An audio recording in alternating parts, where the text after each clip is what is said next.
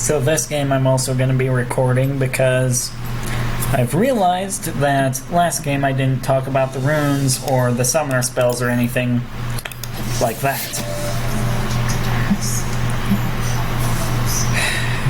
So, this one might end up being the one, well, I'm probably going to post both of them to YouTube and then comment links to both of them on my homework. But this also means that I'm not going to have the time to get any footage or any screenshots of any of my other games that I was going to do for that. Because I believe that it shuts off at 11:30 and it's already 10. So, this is my rune page for Senna. Glacial Augment, basic attacking a champion, slows them for 2 seconds. The slow increases in strength over its duration. Ranged attacks is by 30 to 40%. Melee attacks is by 45% to 55%, and slowing a champion with an active item shoots a freeze ray through them, freezing the ground for 5 seconds and slowing all units that stand inside for 60 seconds. It's a per unit cooldown of 7.4 seconds, or 7 to 4 seconds, scaling down based on my level. Magical footwear. Get free slightly magical boots at 12 minutes, though I cannot buy boots before then. And for each takedown, I acquire the boots 45 seconds sooner, so takedowns are kills or assists. Slightly magical boots give me an additional 10% movement speed, or an extra plus 10 movement speed.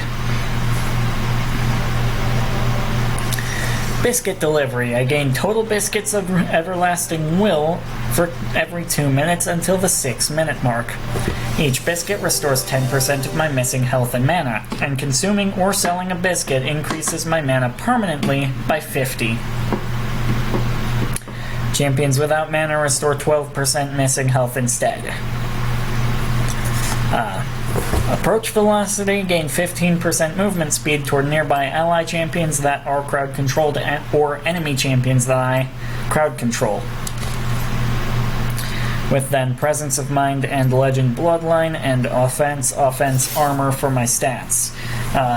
Legend bloodline gives me legend stacks as I kill things.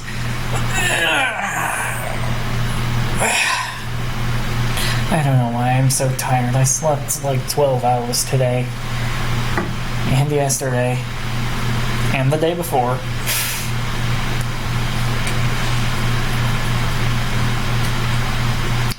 I don't know why I'm always going to bed at like 5 a.m. and waking up at like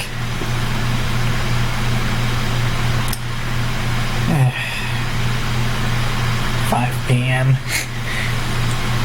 So,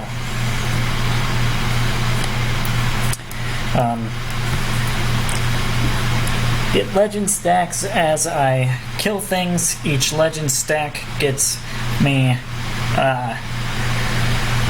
bonus lifesteal up to 12% lifesteal, and then presence of mind gives me 100 maximum mana and restores 20% of my maximum mana for every killer assist I get, cap at 500 mana for the bonus.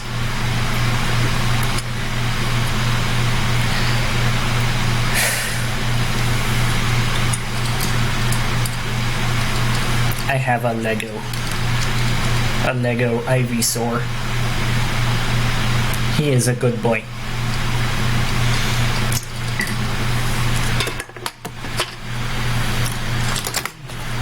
And I also have a Lego, this thing. Oh, we're in the game already.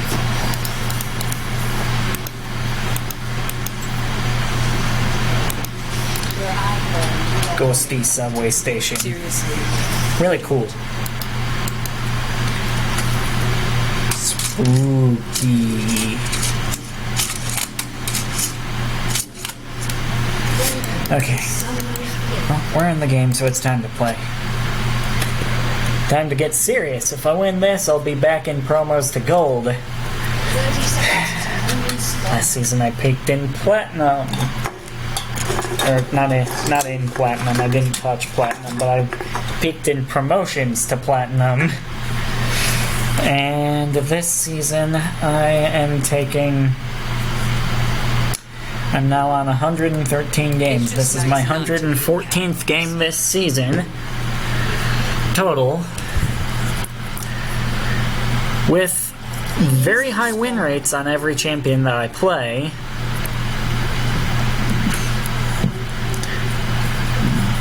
Just as a by the way. And I still am not back into gold even. And I don't understand why. Last season I started from bronze 1 and it took me like legitimately like 10 games to reach gold. Well, to reach promos to gold. I skipped promos like 4 times, and then in promos to gold I won them 3-0 first try. Keep it simple. Only thing bigger than this gun? The mistake you made standing in its sight. So she was walking up to me there to use her Q to stun me, and I put my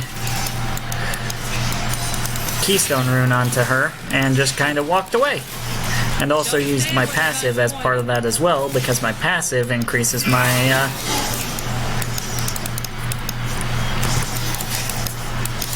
movement speed after hitting an enemy champion.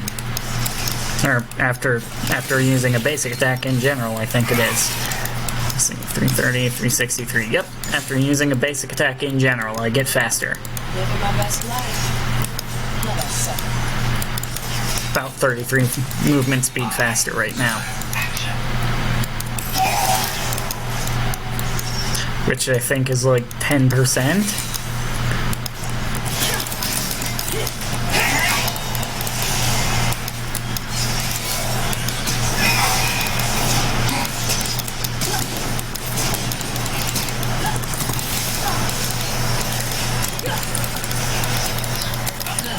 Got him!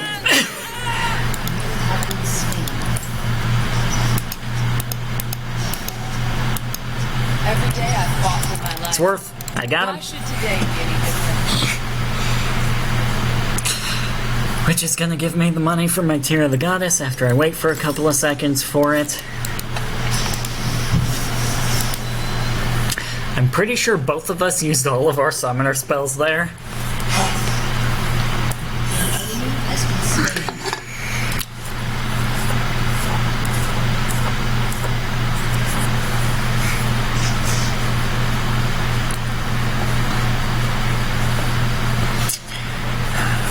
Another game, okay.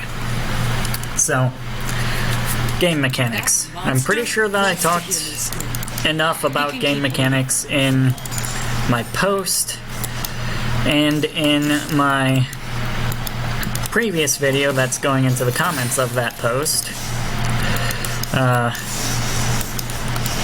for it to be good.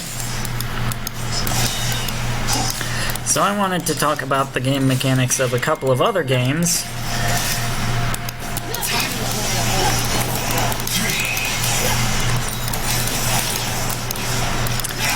that I used to play and that are either closed now or that I used to play and that are closed now.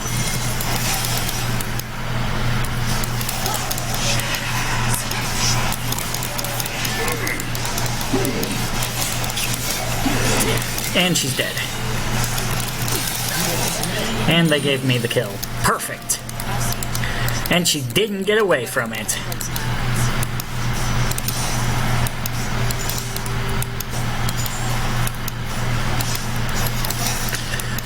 So the first one is Nosgoth. Nosgoth is a game that I believe was made by the same company that created the PS4, but it was on computer. I can't remember who made it. I'm pretty sure it was Square. But anyways, it was a game where it was actually a pretty similar game to a first-person shooter version of League of Legends, where you had vampires versus people, and you would play 2 rounds in each game. One as the vampires, the other as the people, and then you would swap. There would be 3 to a team. I think it was 3 to a team. It's been a couple of years since that game closed, so I don't remember everything perfectly.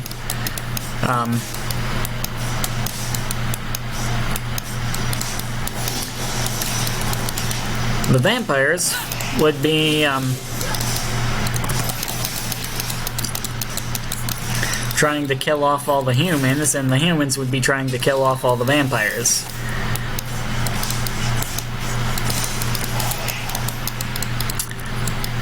And they had different mechanics. As an example, the vampires, when they killed a human, they would do a drain. And what that drain would do is it would restore the vampire to full health, and that was the only way to get them back to full health.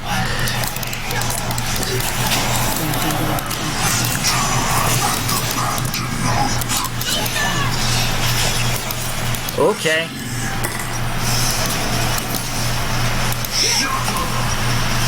It would return the vampires to full health, but it was the only way that they had to heal. And it would take them a couple of seconds to do so. And I believe that the humans would actually respawn if they didn't drain them.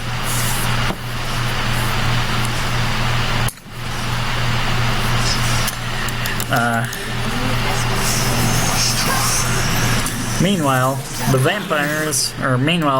the humans would have these health packs that they could go and pick up, and they also had ammo for their weapons, and they had refill stations for them. But if they used the refill stations, then they would have less ammo throughout the rest of the game to pick up, because those regen stations didn't respawn. So every time you visited them, you diminished your maximum amount of mana for the rest of the game. So you had to be precise and accurate with your shots in order to be able to win as the humans.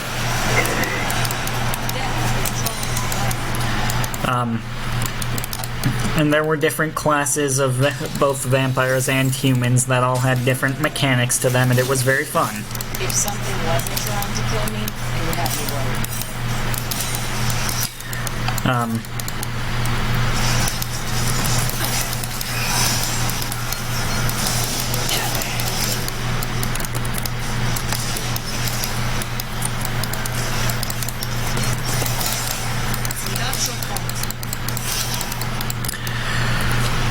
The next one that I wanted to talk about in that post, but didn't because it's closed already, was Dawngate.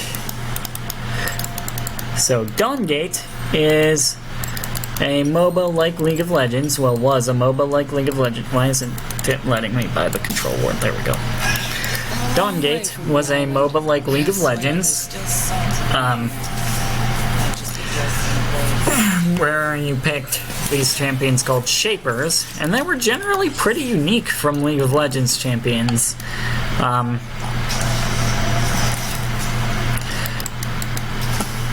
And what the Shapers did, just like in League of Legends, had 4 abilities, 3 basic abilities and an ultimate, but they actually didn't, their passive actually just defined their resource, which for the most part was True Shaper, which is that they don't use a resource. Some champions like Fenmore got defined that they used health as their resource. But most champions actually didn't use a resource at all.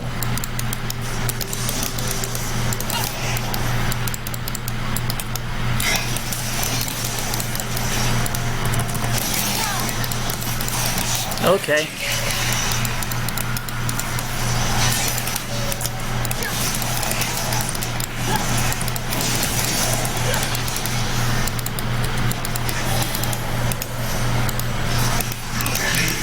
So she just used both her ultimate and her ignite, and didn't really get a whole lot out of it other than my flash. And I'll get back to full health pretty quickly and easily.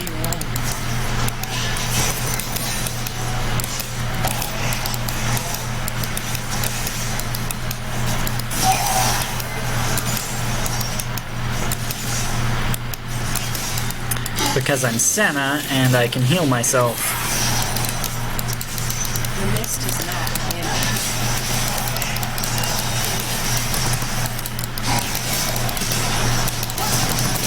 No shadow without light.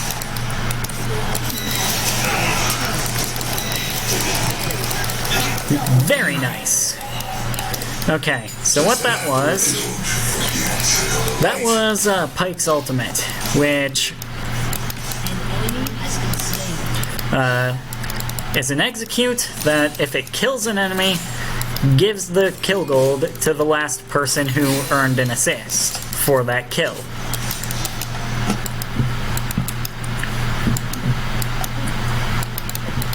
Where are we going? What are we doing? So, anyways, back to Dawngate. A couple things about Dawngate. First, you loaded into the game immediately. Games were instant to load into, which was really nice. And I don't know how they did that, but there was no loading screen. There was no loading time at all in Dawngate. Secondly, No one said this would be easy. Dawngate had a couple of mechanics that I think are actually better than League mechanics. The first was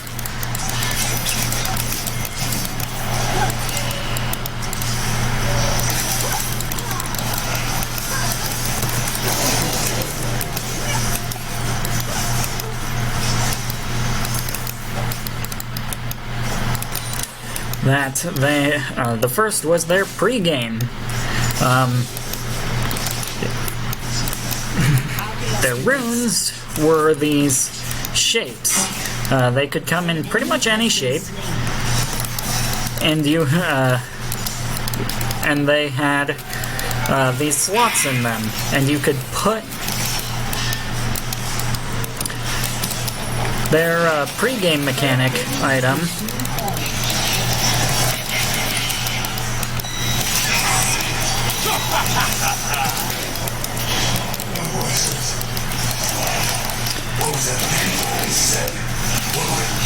Holy shit, that healing is ridiculous!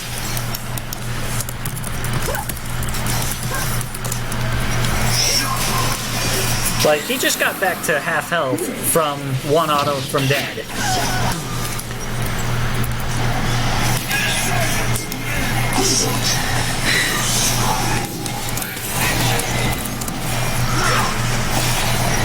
Anyways. Life won't let me go.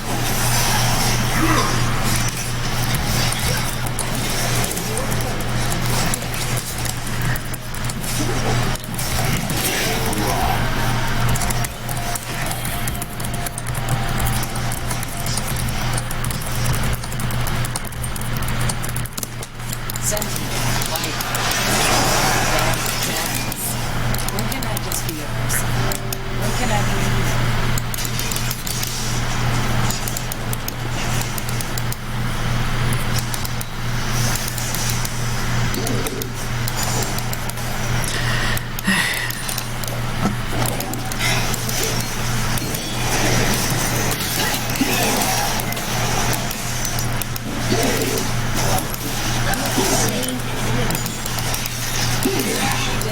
That's a self-love.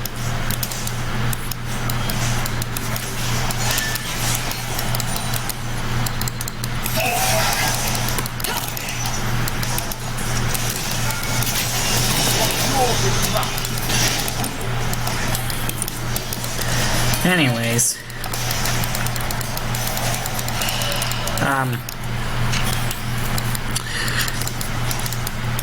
And I think it was an 8x8 grid that you could put the slots into, and they could be pretty much any shape.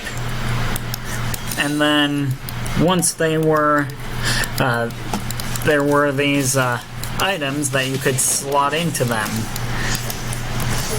And once they were fully filled,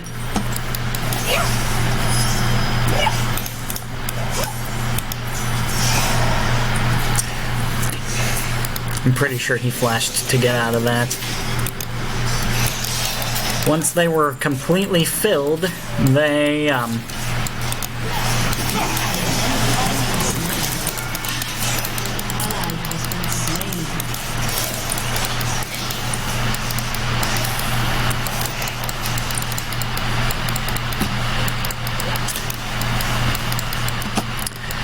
they gave you different abilities, different passives.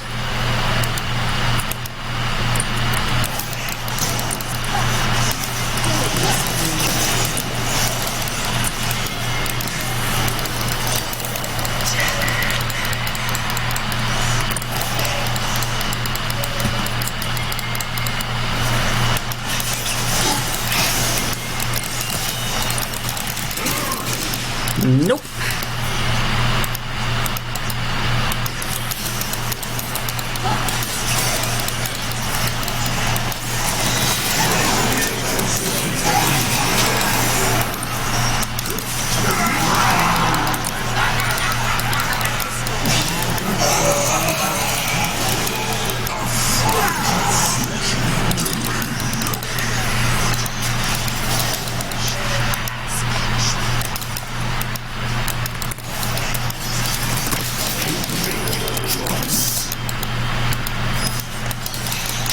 Oh, come on.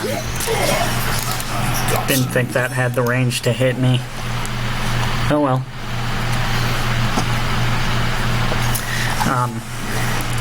When the things were completely filled, they would give you different passives.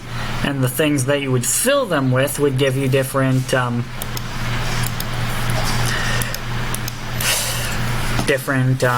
stats. So it was really, really nice. The other thing that I think that Dawngate had on League was their honor system. I'm also going to mention why I think Dawngate failed, which is in part the honor system. But the honor system was still a really good concept. I just don't think that was executed very well. So, the honor system.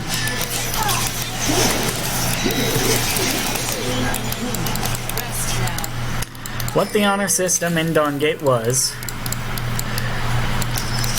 after a game, it would bring you to the honor screen, where you could honor your teammates and the enemy team members.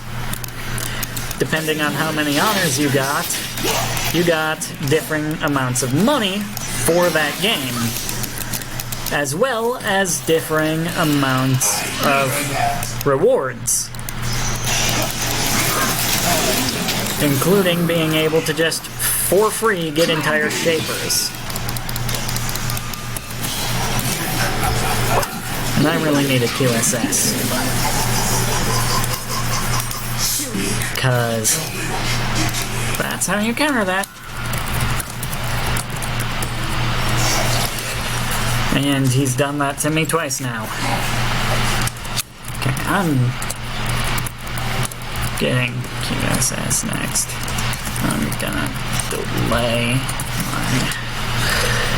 I'm gonna delay my Infinity Edge for QSS, because you can't do damage if you're dead. And for me, if I get ulted by Mordekaiser, I'm probably dead.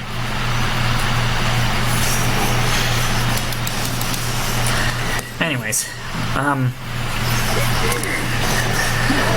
so why I think that Dawngate failed was in part the honor system, because the honor system was too restrictive. At most, you would only get 50 of the free currency out of it, and every champion cost every shaper cost 1,400. And if you got the shaper pull, you got a random shaper. You had no control over who you got.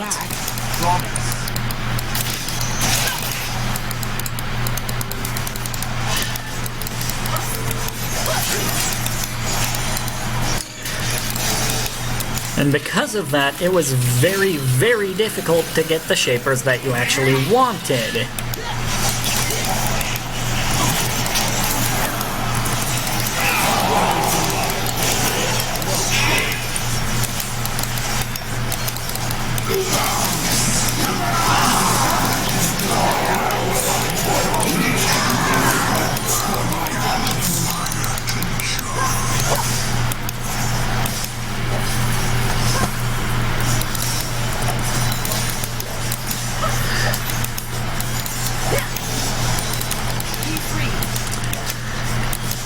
Now, I do think that if the game had less restriction, like, if they just gave away more of the free currency per win on average,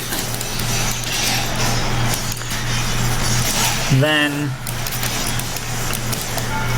I'm pretty sure that they would have been a pretty successful MOBA. Because people would have been able to get the shapers that they wanted to have more easily.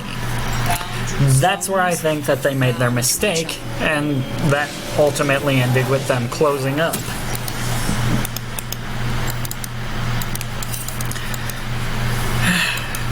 So.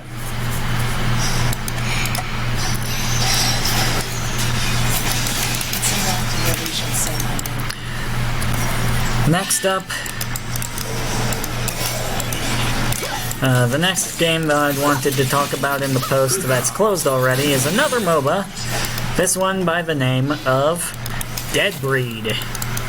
And what Deadbreed was, it was very unique among MOBAs. It was the kind of game it was a game where you could build any item on any champion, and depending, you had different weapon slots.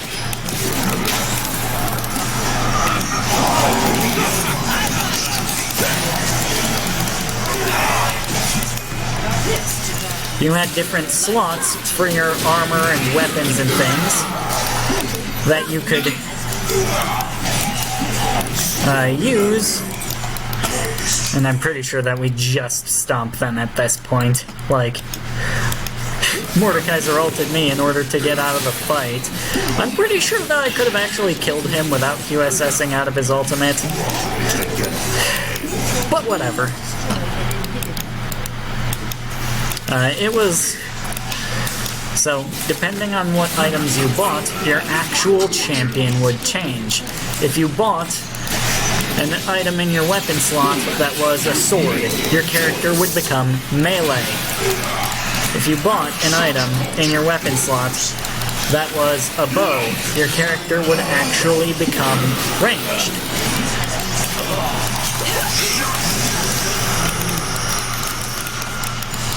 The different items that you bought influenced how your character would play on a much more fundamental level than the stats that they gave.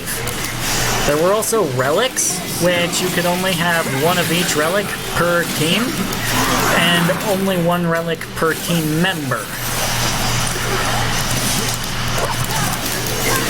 As for why I think that, it failed.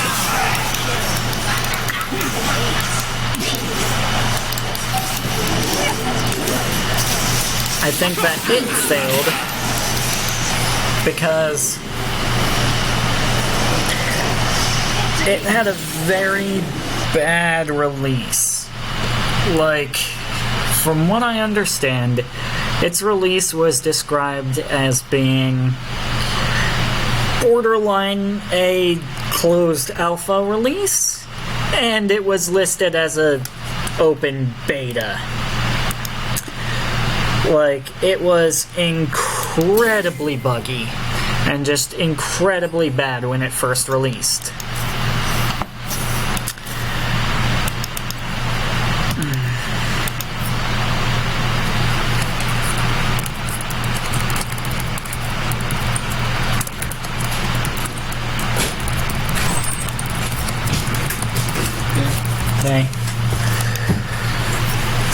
It was incredibly buggy on release. And that's why I think that it ended up failing. They released a version as an open beta that was closed alpha level of buggy.